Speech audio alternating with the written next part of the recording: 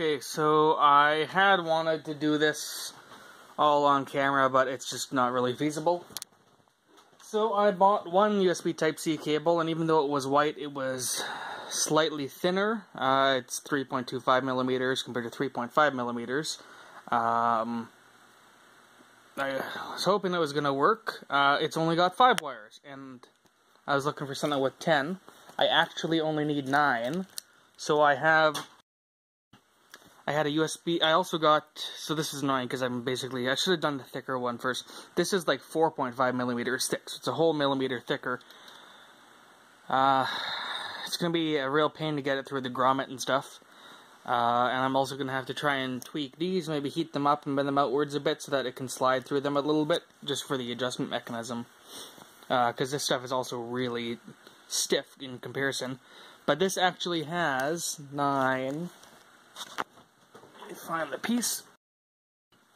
9 individual wires.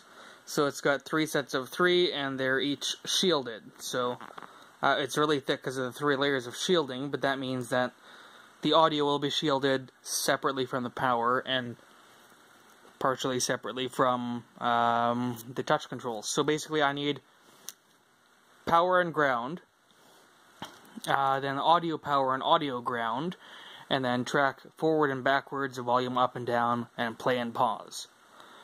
So that's all 9 wires used up, so right now I'm just struggling on getting it to fit through this. I mean, man, that's like most of the size of that thing. I don't even know if this grommet's going to work. I might have to get aftermarket grommets.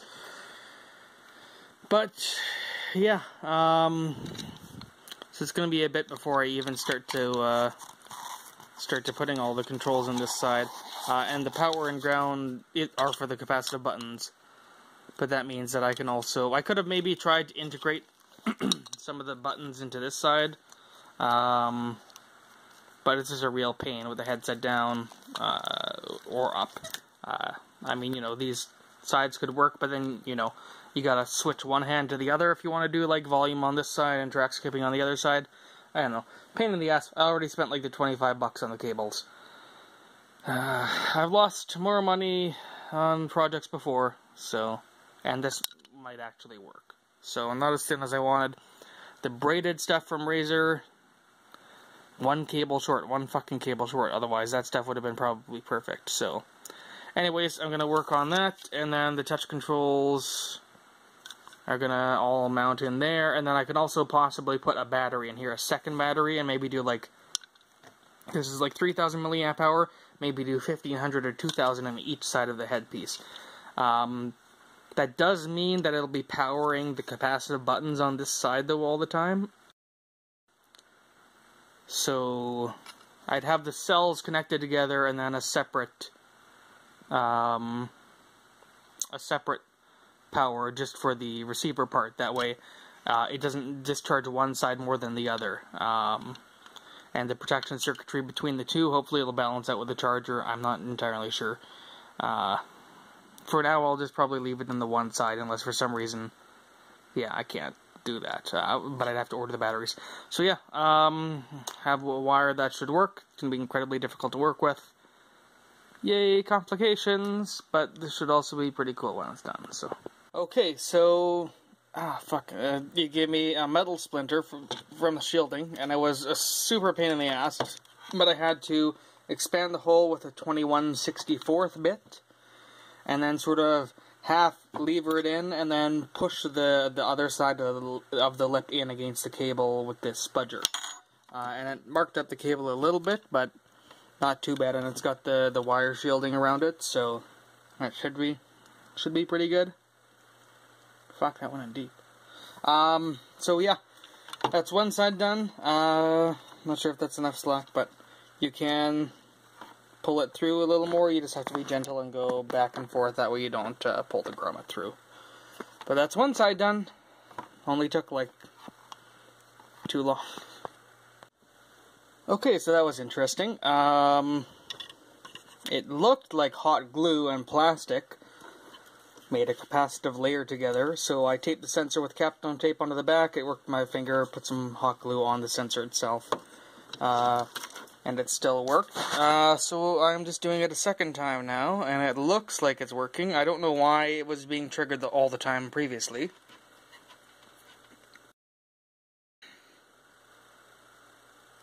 There we go. So this one is inverted. I'll wire up an LED to check. Basically, you touch the outside, and you actually have to get... Yeah. A light touch, actually. A light touch on the plastic isn't working. You have to press down a little bit. That's perfect. So I am going to take the LEDs off, because it's going to use up a lot of power having 5 LEDs on in there. Oh, maybe just the positioning. No. Okay, slightly above the plastic.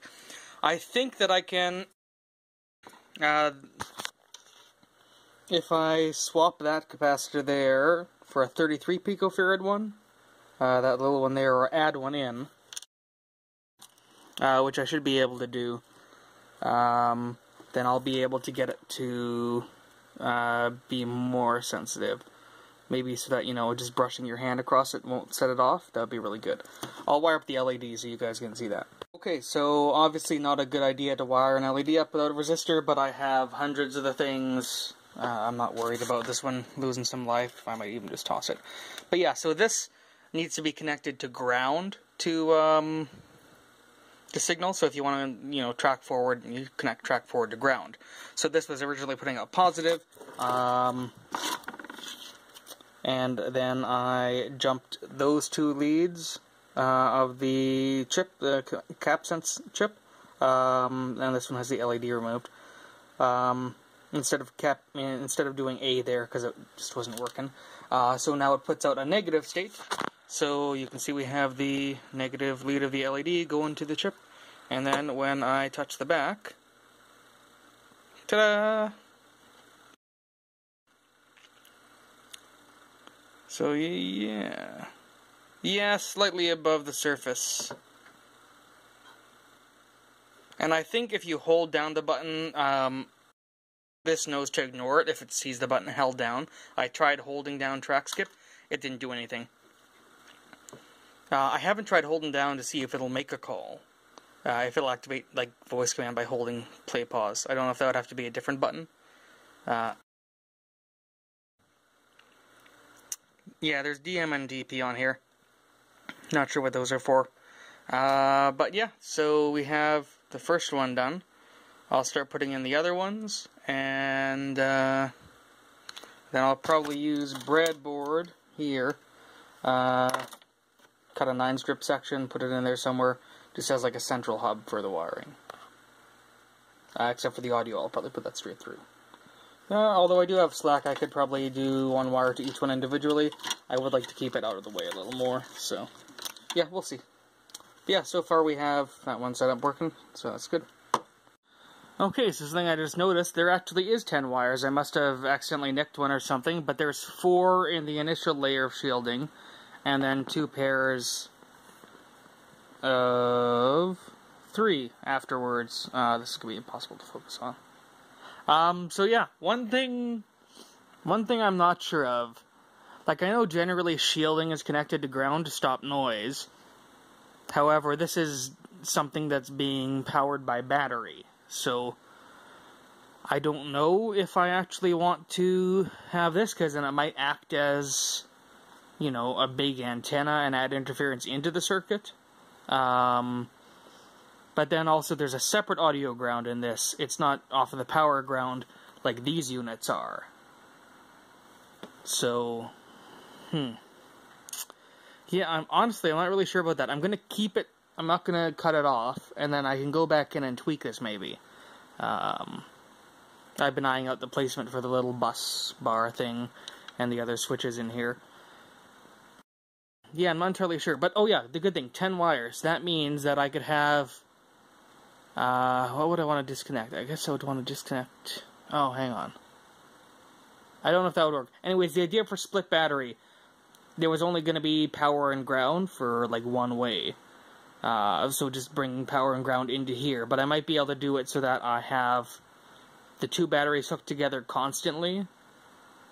and then when I hit the switch, it sends power through another side. So all of these grounds are connected to the battery ground in this side, but they don't get power until the switch turns on and gives power to the Bluetooth unit as well. So then it wouldn't have a constant drain from all the switches. Yeah. Oh, fuck. Also, there's 10 wires. That means that this is one short. Okay. Yeah, anyways, should be working. The only slightly potentially difficult thing is these two, this white one and this white one. They're semi-transparent. You want to keep them in their little groups, because those two are the same color. Everything else is a unique color. That's really good. I wish they had put one more color in, or a striped one or something like that. But yeah. So you actually have 11 conductors total on this thing, if you count the shielding. I don't know if shielding is good to use for a ground. Yeah, we'll see. So yeah, now I'm just going to work on this and the switches and all of that stuff and get the side all wired up, and then pull the select through, and then start to work on the other side. Okay, so I forgot that I was not going to solder the speaker cables to the bus bar, just because it's an extra link and stuff. I'll solder and heat shrink them or tape them or whatever, just right to the speaker. It'll have some small wires of its own like that, just so I have some flexibility to take it in and out. But yeah, so then I have all of the other connections soldered on there, including the big, this thing. One, because when I hot glue this down, it'll give it some strength resistance to pull out the cable. Previously, it had like a little metal clip around the cable that was clamped on to stop it from being pulled out. That's way too small for this cable. And I don't have anything like that. But it's also quite difficult to pull out as it is anyways, so should be more or less fine. So yeah, there's this little bus bar thing, and that's going to go in probably right about there when I can position it. See, this is why doing the camera up top here would be difficult, because I got to do this at such weird angles. You'd barely be able to see anything, so I think doing the handheld approach is going to yield at least a more watchable video, even if it has some nausea factor. We'll see. Okay, so I used a zip tie for strain relief on that, because yeah, it worked pretty good. I got that hot glued down. And so I'm basically, now what I'm doing is I desoldered the leads from this one, because I don't know if I'll use these, but also it's a lot easier to put them in with a wire on it. Put the hot glue on the back of the sensor, stick it down there, hold it down until your fingers burn. So I'm doing each one of these, and then I just have it hooked up with the LED, and then I just do a quick test just to make sure that that's still working. Then I'm going to desolder those and move on to the other sensors. Okay, so here we have all 5 capacitive sensors hooked in, tinned and soldered. Well, just tinned the speaker leads, just while I remember to do that, just in case, I strip them, I need to pull more cable through, if I cut them too short. But anyways, yeah, so I'm gonna run power and ground. I'm gonna just put them all in parallel for that. And then I'll do individual ones for the wires, and I don't know, I'm tempted to set it up so that it's already ready for a drop-in battery, for a split battery, and use the shielding. But I also don't want to introduce a bunch of noise. And power and ground will be pretty easy to reorganize when they're all in series, or parallel, so yeah, that should be fine. Okay, so routing the cables is going to be a little difficult, because I'm basically going to loop around to there and then connect in. Should turn that one around, but I tried to get it off and it was super difficult. Anyways, I want to basically back the cables over the sensors. I just wanted to make sure that, having the power and stuff over them didn't work. Or didn't affect it. And so I think since they calibrate each time, actually, I even tried moving the power over it. Can do it again here. Yeah, even moving the power over it doesn't affect the switch. But if I put my finger over it, let's maybe change to an angle that you can see. It does still work. So passing the power over top of the switch itself doesn't set it off, which is really good for my use case. Okay, it was awkward as all hell, and I ran out of the brown and red wire, so I had to change the colors up slightly, but I have the full sort of circuit with all of the switches in parallel. So now I just need to run 5 wires to, 5 of these connections, hook up the speaker, and then this half of the project is done. Then I'll have to do all the wiring for this one and the other side, but I think it might take roughly the same amount of time. Probably a bit faster because now I know to drill the hole out and stuff. I've also got to file down the bits that hold these, like in guides, so that it can slide up and down in them. Yeah. Okay, so I'm very glad I bought myself new tweezers that are slightly sticky now. What the hell? Anyways, yeah. Much fussing later. I was actually able to match the wire colors of all of them except for the what was it? Oh yeah, no, I was able to basically match the wire colors, so the ones you see in there are the same color as the ones in the harness. So that's pretty good. And I have those 2 leftover connections still on the left, the shielding, and then the silvery one that comes in with this pair. But yeah, so much fussing and finickiness later. And I have all the switches wired up. So, probably a good time to cut the other end off of this Type-C cable. Man, I wish I had Type-C stuff. Like, it's really nice. Also, like, stuff that only uses Type-C is still fucking stupid, because backwards compatibility. Okay, so here's a blob of LEDs soldered together as quickly and hastily as possible. Just because, whatever. I want to test this. So I haven't actually tested this at all yet. Each LED should be a different color. Oh.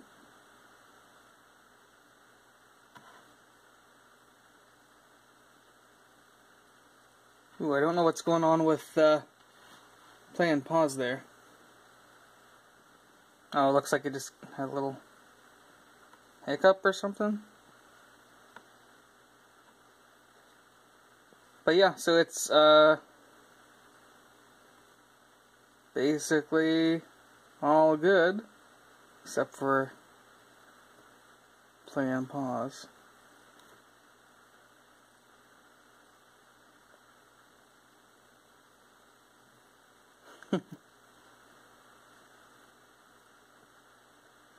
I felt some hot for a second there.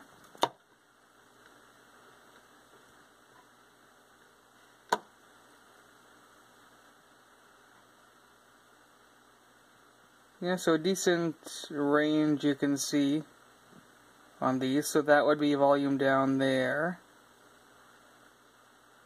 Play and pause is in that sort of a section.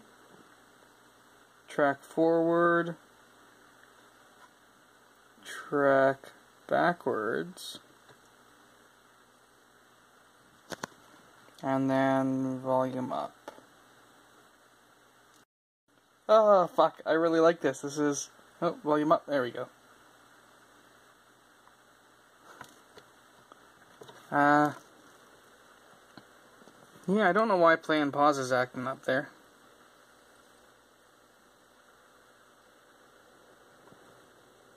Oh, see, now it's steady. I wonder if there was like a chunk of metal or something there kind of activating it. Oh, from the back you have to be like right on top of them. But yeah, so that looks basically all good, except for maybe a small hiccup, maybe because of the type of the LED. So, just one more time from above so you can sort of see the regions. So we have play and pause in the center. We have volume down on the bottom. Volume up on the top. Track forward. And track backwards.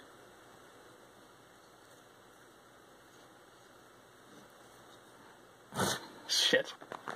This might actually work. Ah, man. So yeah, the next part of this is going to get a lot more difficult, because now I'm going to have 2 of these tethered together. But I'm going to take it off the headset frame, so that should hopefully help a little bit.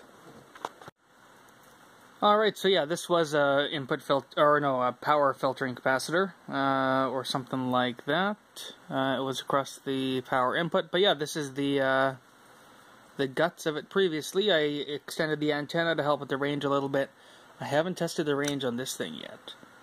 hopefully it's better. The antenna design is different. If not, I have some PCB style antennas. They're meant for Wi-Fi, but in theory should work for this as well. And they're like quite long, so they would take up like a whole section in here. But yeah, this is the guts that have been in these headphones for 3 years, maybe close to 4 years. It's a long time of imperfection. They didn't get used for like a couple years in the meantime, and they actually just like fired it right up.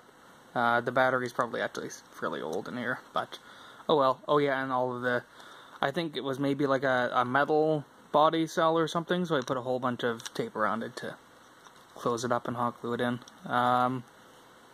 Yeah, no, really cramped in there, and it's just gonna get worse. But oh well. Yeah, so yeah, I'm gonna hold on to these. I renamed it in my phone setting as the old headset module. When I power it up, I know which one it is, at least as long as I still have this phone. Okay, so the microphone is nearly done. I opened it back up, and I took apart, this whole thing was basically a big magnetic slug. And then the actual voice coil, I'm replacing it with a much smaller electret microphone. Sounds pretty good, although it's got some background noise, buzz stuff. I'm gonna find a lowish value,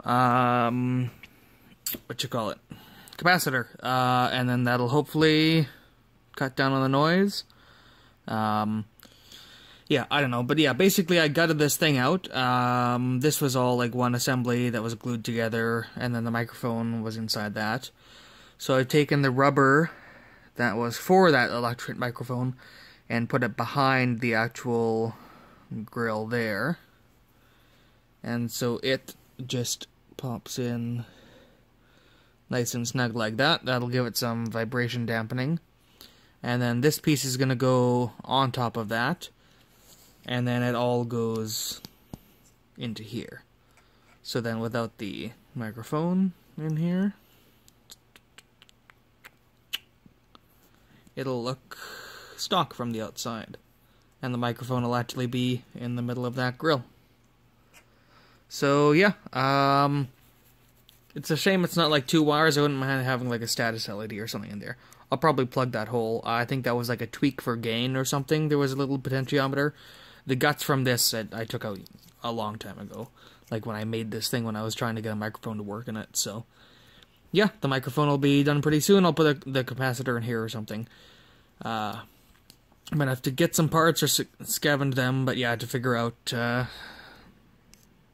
how to make it stop basically being so noisy. So it'll probably be a little bit between this and the next part of the video, but it'll all be together. Okay, I had to switch to my work phone because my battery died. Anyways, I got the cable through, and then I have the little bus bar sort of thing here. My phone died. Luckily, after I had checked all the wiring positions. So yeah, I got that through there. This wire, as you can see, is already getting a little nicked from this thing here. When I tried to slide it all the way up and down, I wear it on the smallest size most of the time with a minor tweak up and down, so that should be okay. These things are just way too tight for how thick this cable is. They're not really filing very well, but I think it's also just, you know, the angle. The other stuff was a lot looser, so it could, you know, sort of bend down there-ish and sort of thing. But yeah, anyways, I do that. I just finished wiring this up, and then I put the speakers back in. Oh yeah, and put the microphone boom arm back on, and then we're basically done. So I realized, unfortunately, late into this, I didn't get any super tiny heat shrink tubing, but I do have some pretty tiny silicone tubing, so I'm just using that for these places here. So this is our audio ground, which I think actually is the same ground as everything else. It looks like it based on the back of this thing. But that's all wired up onto there. And then we have our brown as our microphone, this is our left channel, and then this is our power, so this will go to the battery, and this will go to the switch. I'm going to hook it all up and test it. Now, when I was working on this, unfortunately, when I was poking around in the back with the settings, because I wasn't sure what these were, I was trying to see if one of them would enable a a dual phone function. This module doesn't support two devices at the same time, which is really unfortunate. I really wish it did, but I don't see any actually that do for small cheap shit like this.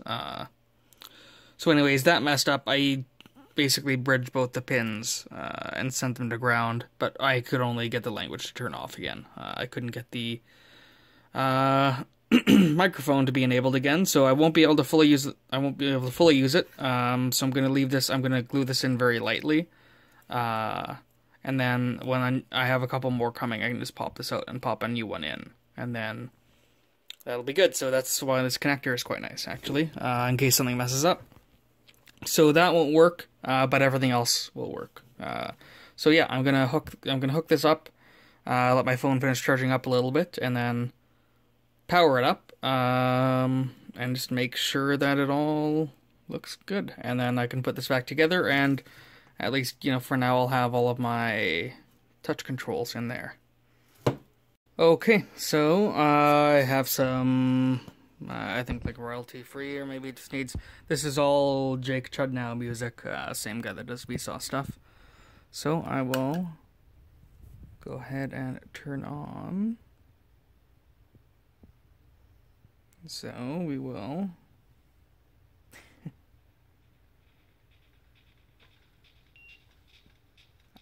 I don't know what that beep was.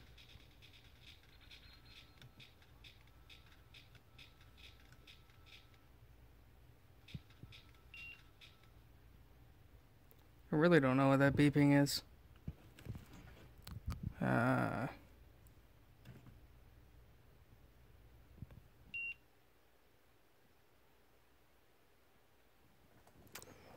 is...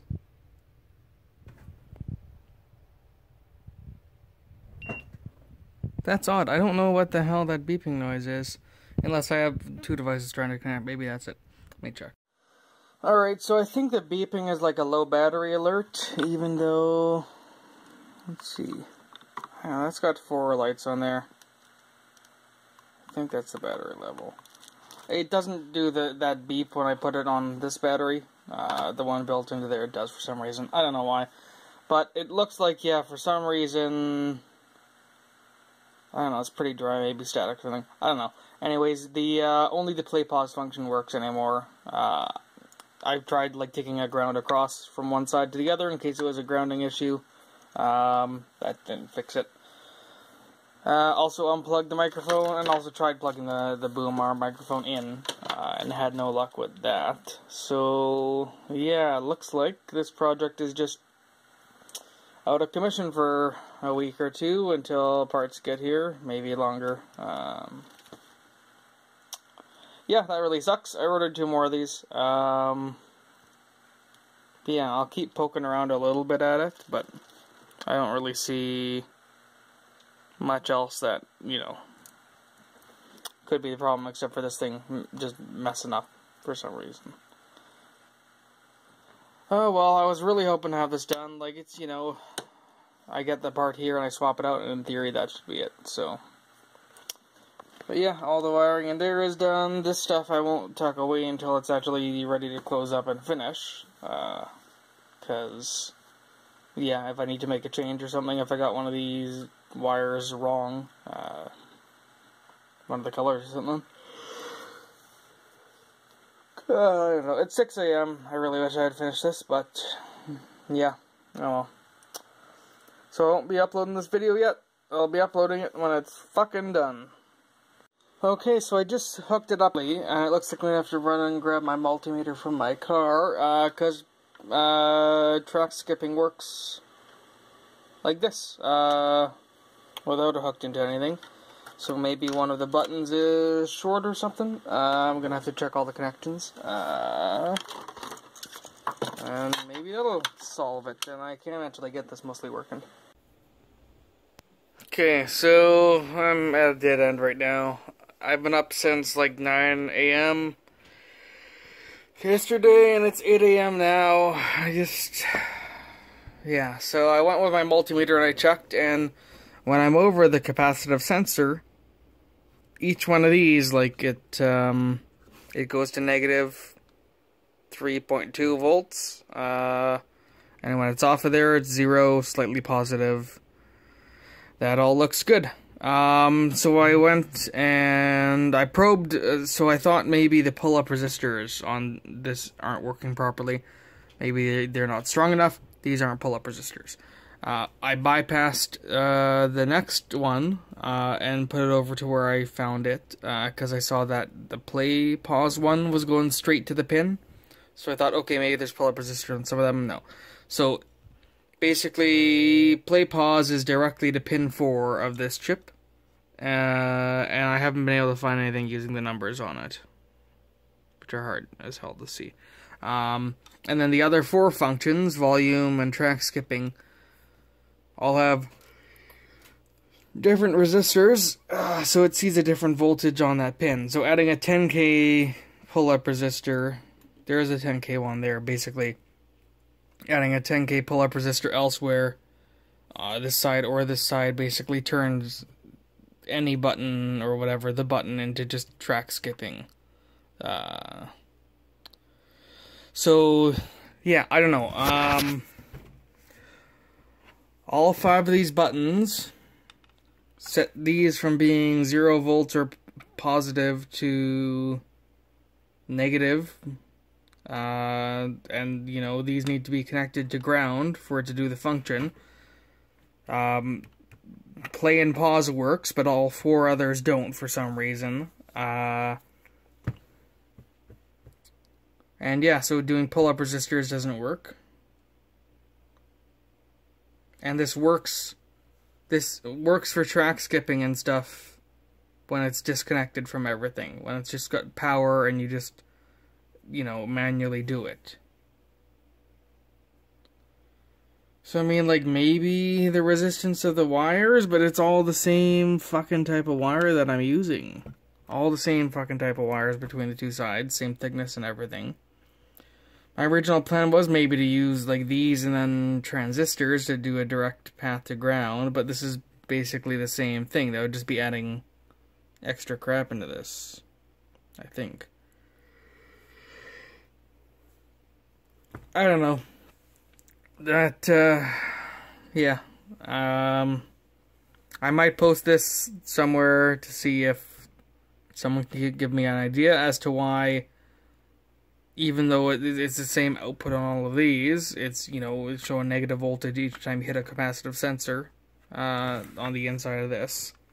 Only the center one, only play and pause works. And all the others that go through different resistors to change the voltage here aren't working. I was going to say it does have a low battery, so I'm charging it, but even when I had it on a 4-volt battery, it was doing the same thing.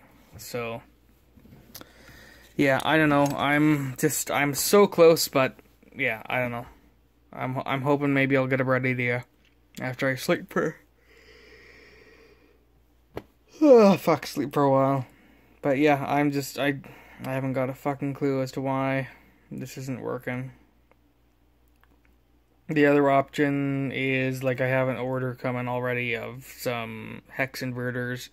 I switch all these back to positive, put a hex inverter in this side, and then it's a shorter path to ground, and maybe that would work? I don't know. Or maybe the transistors are the key, and these capacitive things. I can't remember if I tried a capacitive button on any of the other features or just the play pause. Oh. Like before it was in there. Whatever. Yeah, I'm out of ideas. The only thing I can think of now is maybe the... Oh, it's still on. Maybe the... like the breadboard or something has capacitance between the 2 other ones or something, but they're showing the right fucking voltage on the other side. I don't know. Tomorrow, later, whatever. Fuck. Later, I'll, after I've slept, I'll maybe just try taking one of the other functions and just hooking the wires right to each other and see if maybe one of the other ones starts working. Just do that on both sides. Maybe the breadboard is the issue, after all. It would be a lot less neat in there and tidy. It would be a big pain in the ass to keep everything from touching. But if that's how it's gotta work, then that's how it's gotta work. But I don't see why that, you know, why the breadboard would be the issue.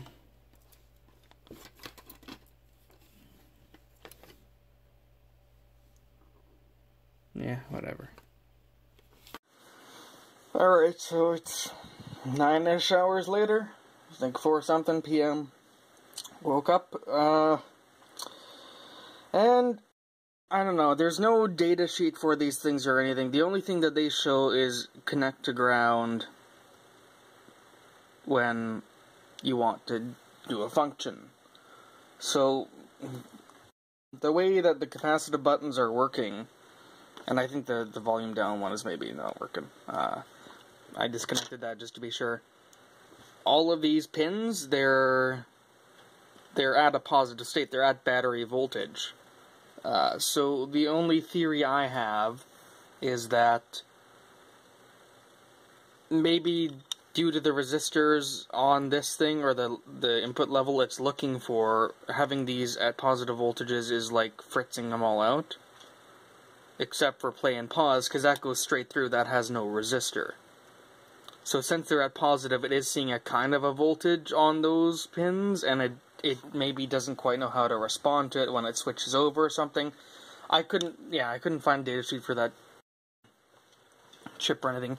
The diagrams just have a switch to ground, so then it would just be going right to ground. It wouldn't be having a positive voltage except for whatever floating crap interference it gets.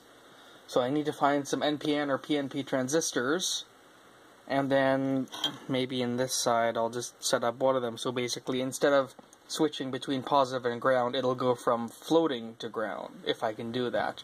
I haven't really messed with transistors much at all. I know it's like super basic electronic shit, but anyways, yeah, so I should have little things of transistors somewhere. It's just a matter of finding them.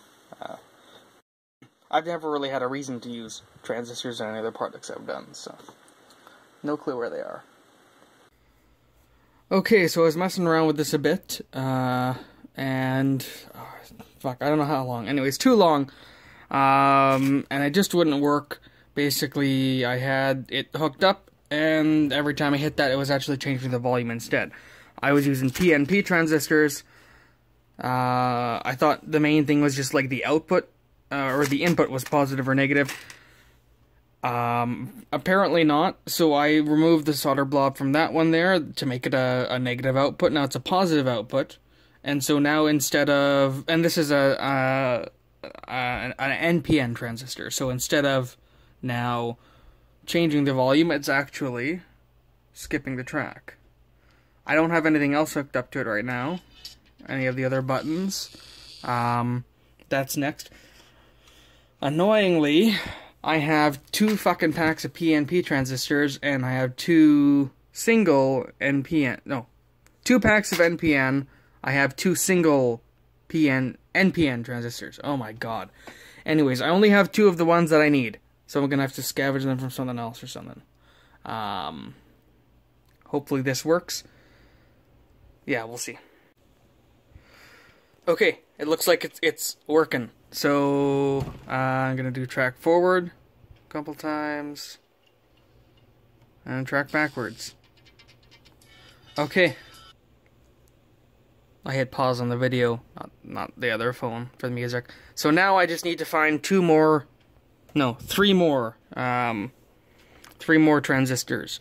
I want to do the positive as well, or the pause and play as well, just to be sure. But oh man, I must have a pack of them somewhere, unless I was just thinking about the second pack of these. Alright, these are PNP. I need NPN. So what's the second pack I have here? I'm pretty sure it was the same. Oh well. Yeah, shit. Yeah, no, 2 packs of PNP. Alright, so anyways, yeah, I gotta find that shit, and then I'm gonna be adding them all in here. It's gonna make a little more of a mess in there, but and this thing will actually fucking work. Managed to find 3 more of them. I've already got 2 of them in there, so time to put these in. Okay, so I've got it all wired up on the inside. Definitely not as neat as it used to be, but hey, it has personality now, right? So, first test.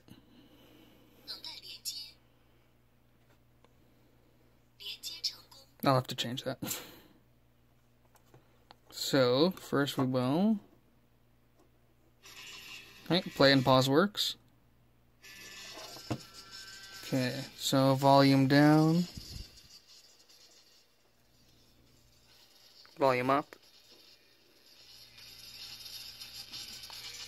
Track forward. And track backwards. Oh, fuck yes. Then, I don't know if that's even audible from this section, but that one's definitely not. Where's something loud? And then volume down.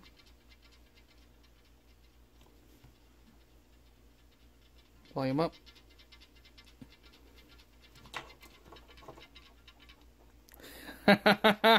Hell yeah. Hell fucking yeah. Okay, so I have the bus bar glued in there. And then I have the headset stuck in with a very small, like the actual receiver with a very small amount of hot glue. I'll just lever it off, and I don't care if it breaks when the new one comes here, and then the microphone functionality will be good. But yeah, for now the other side is all ready to close up. I'm not gonna slather this whole thing in hot glue because I might want to add that second battery. So yeah, this one's still gonna have a lot of room in there. And then this one, it's actually roomier than it was. A little bit, I think, because it doesn't have the huge big section of breadboard in there. So yeah, cut to it being together. Okay, so here we have it, all back together. Only thing that's left on this project is the new Bluetooth receiver to get the microphone working, but it's wired up. It has the mic from the Razer Megalodon in the end of this behind that. I think I already covered this. I filled that hole up with just a random piece of plastic. So yeah, I tried it on. It works well. It's going to take time getting used to the position. It's the controls are higher up than I instinctively reach for. But I've also just taken you swipe vaguely in the area, and that's good. Top and bottom is pretty good for where I reach for normally. But yeah, so I figure we'll just go ahead and put it on. And so maybe I'll get the leatherette ear cups at some point. But I have the phone somewhere that you can see it, so then we can. So I'll be quiet, but just as a refresher, top and bottom are volume, track skips, and then the center. So.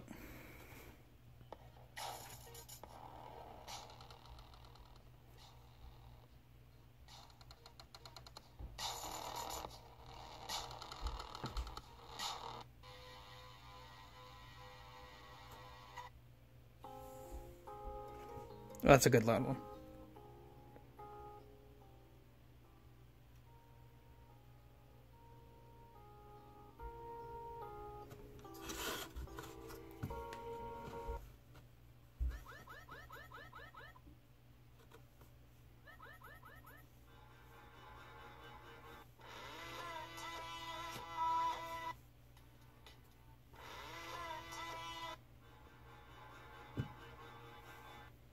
So yeah,